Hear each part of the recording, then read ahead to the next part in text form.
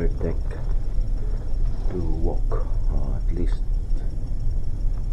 half a mile. Huh?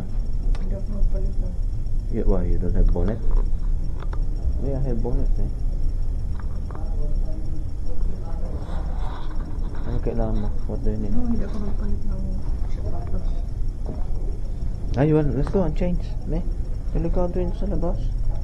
We will walk. Yeah. Okay. I don't want you to get into accident.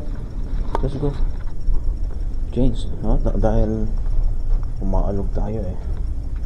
Okay, and then we'll change her shoes to walking shoes because it's dangerous to wear leather shoes outside when you walk because the ship keeps on moving left and right. Yeah.